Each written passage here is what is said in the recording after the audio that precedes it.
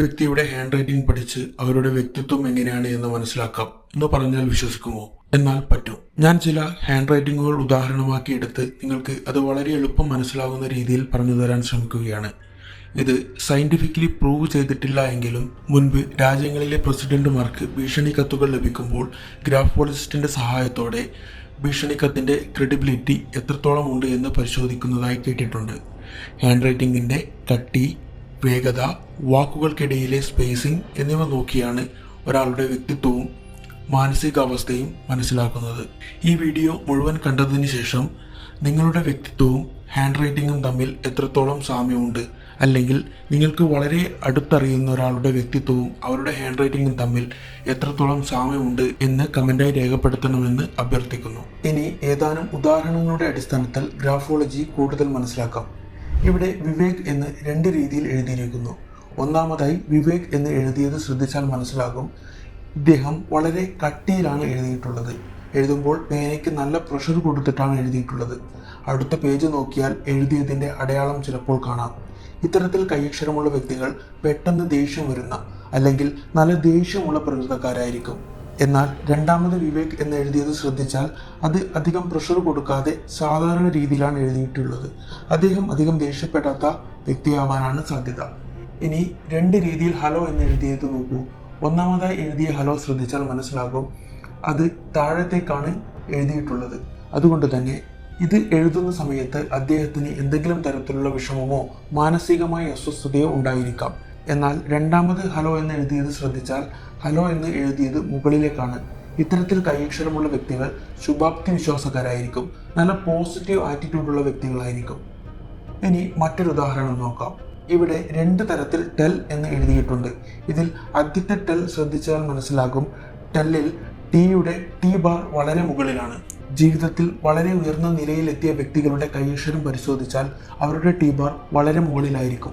ഇത്തരത്തിൽ വളരെ മുകളിൽ ടി ബാർ പ്ലേസ് ചെയ്യുന്ന വ്യക്തികൾ ശുഭാപ്തി വിശ്വാസക്കാരായിരിക്കും. അവരുടെ ജീവിത ലക്ഷ്യങ്ങൾ നേടുവാൻ കഠിന പ്രയത്നം ചെയ്യുകയും അത് നേടിയെടുക്കുകയും ചെയ്യുന്ന പ്രകൃതക്കാരായിരിക്കും.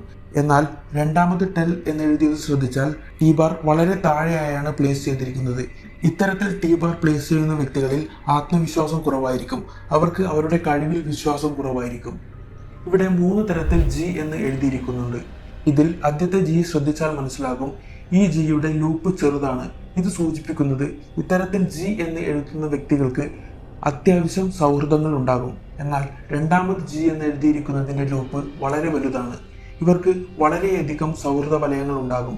മാത്രമല്ല ഇത്തരത്തിൽ ജി എന്ന് എഴുതുന്ന വ്യക്തികൾക്ക് മറ്റുള്ളവരെക്കാളും ഭക്ഷണത്തോടും ലഹരികളോടും ലൈംഗികതയോടും താല്പര്യം കൂടുതലായിരിക്കും.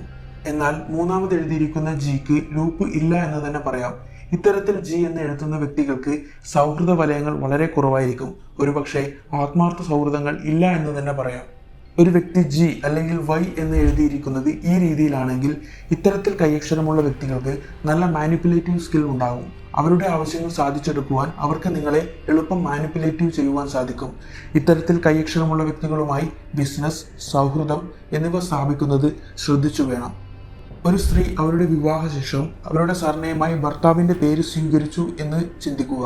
ഉദാഹരണത്തിന് അശ്വതി ശ്രീകാന്ത്. ഈ രണ്ടു പേരുകൾക്കും ഇടയിലുള്ള സ്പേസ് നോക്കിയാൽ അവർ ആ വിവാഹ ജീവിതത്തിൽ അല്ലെങ്കിൽ പങ്കാളിയുമായി എത്രത്തോളം തൃപ്തരാണ് എന്ന് മനസ്സിലാക്കാം. തൻ്റെ പേരിൻ്റെ കൂടെ ഭർത്താവിൻ്റെ പേര് വളരെ ചേർത്താണ് എഴുതിയിരിക്കുന്നതെങ്കിൽ അവർ വളരെ സന്തുഷ്ടരാണ്. ഇനി ഭർത്താവിൻ്റെ പേര് വളരെ ദൂരെയാണ് എങ്കിൽ അത് എഴുതുന്ന സമയത്ത് ചിലപ്പോൾ നിങ്ങളുമായി വഴക്കോ മറ്റു പ്രശ്നങ്ങളോ നടന്നിരിക്കാം. ഒരു വ്യക്തിയുടെ കൈയക്ഷരം വലുതാണ് എങ്കിൽ അത്തരം ആൾക്കാർ വ്യത്യസ്തരാകുവാൻ ആഗ്രഹിക്കുന്നവരാണ്. ഇനി ചെറിയ കൈയക്ഷരമുള്ള വ്യക്തികളാണെങ്കിൽ പൊതുവെ ഇത്തരത്തിലുള്ള ആൾക്കാർ ഇൻട്രോവേർട്ട് ആകാം, അല്ലെങ്കിൽ നാണം കുണുങ്ങികളാകാം. അവർ പഠിക്കുന്ന വിഷയത്തെക്കുറിച്ച് വളരെ അഗാധമായി പഠിക്കുവാൻ ഇഷ്ടപ്പെടുന്ന വ്യക്തികളുമാണ്.